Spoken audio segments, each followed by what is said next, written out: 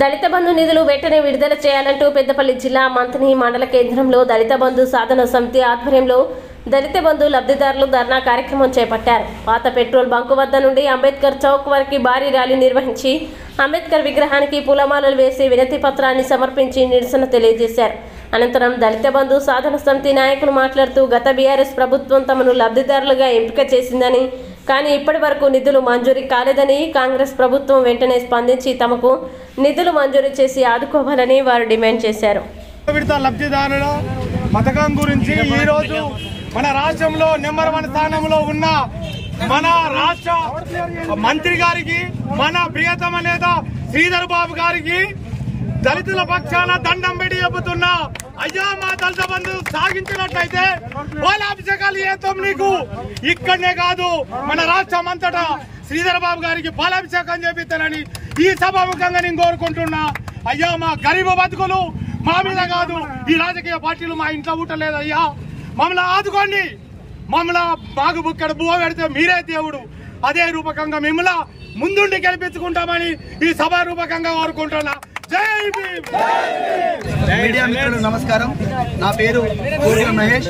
నేను రాష్ట్ర దళిత బంధు సాధన సమితి అధ్యక్షుడును. ఈరోజు మంతని డివిజన్ కమిటీ అధ్యక్షులు ఊట్ల శ్రీనివాస్ గారు మరియు డివిజన్ ప్రధాన కార్యదర్శి శంకరన్న గారు, నౌల సంపతన్న గారు, జక్కన్న గారి మరియు వివిధ మండలాల జిల్లా కమిటీ ఆధ్వర్యంలో జరిగిన 2వ విడత దళిత బంధు లబ్ధిదారుల ముఖ్య నాయకుల సమావేశం ఈరోజు మంతని డివిజన్లో ఏర్పాటు చేసుకోవడం జరిగింది. మీడియా మిత్రుల తరఫున రాష్ట్ర ప్రభుత్వానికి, ముఖ్యంగా ఈ ప్రాంతంలో ప్రాతినిధ్యం వహిస్తున్నటువంటి శ్రీధర్ బాబు గారికి మంత్రి నియోజకవర్గ కేంద్రం నుండి ఒక విజ్ఞప్తి చేస్తున్నాం. దయచేసి గౌరవ ముఖ్యమంత్రి రేవంత్ రెడ్డి గారు ఈరోజు చెప్తున్నారు, నేను ముఖ్యమంత్రినైనా కూడా ప్రభుత్వాన్ని నడిపించేది గౌరవ మంత్రివర్యుడు శ్రీధర్ బాబు గారు అని. దయచేసి ప్రభుత్వాన్ని నడిపించేటువంటి స్థాయి, సత్తా మీకు ఉన్నదని మేము అందరం గౌరవిస్తున్నాం. అదేవిధంగా గత ప్రభుత్వంలో 2వ విడత దళిత బంధు పథకం ద్వారా దాదాపు 1,35,000 మంది లబ్ధిదారులు ఎంపికై వారికి నిధులను కూడా గత ప్రభుత్వం కేటాయించింది.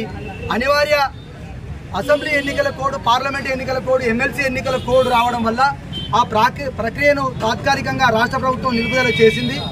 దయచేసి ఇప్పుడు ఎలక్షన్ ఏ కోడ్ లేదు కాబట్టి మాకు కేటాయించినటువంటి 2వ విడత దళిత బంధు నిధులను ఇప్పించే క్రమంలో క్రియాశీలక పాత్ర పోషించాల్సిన పెద్ద మనసు, పెద్ద బాధ్యత గౌరవ మంత్రి శ్రీధర్ బాబు గారిదే అని మంత్రి డివిజన్ నుండి వారిని చేతులు జోడించి మేమందరం విజ్ఞప్తి చేస్తున్నాం. దయచేసి దళితులంటే ఈ పార్టీ ఆ పార్టీ, ఆ పార్టీ పెట్టింది ఈ పార్టీ పెట్టిందనే ఆలోచనలు వద్దు సార్. ఇప్పటికే స్వాతంత్రం రాకముందు వచ్చిన తర్వాత కూడా దళితులు ఇంకా పేద బిడ్డలుగానే మిగిలిపోయి ఉన్నారు. అది మీకు కూడా తెలుసు. 40 సంవత్సరాల కాంచి మీరు మరియు మీ చేసిన నాన్నగారు ఈ ప్రాంతంలో దళిత బిడ్డల ఆకాంక్ష, వాళ్ళ బ్రతుకుదలు మీకు అందరికీ తెలుసు. సరే, మీరు అంబేద్కర్ అభయహస్తం స్కీమ్ పెట్టి మిగతా ఎవరికి ఇచ్చినా కూడా మీ అందరం స్వాగతిస్తాం, మీ అందరం మద్దతు తెలుపుతాం.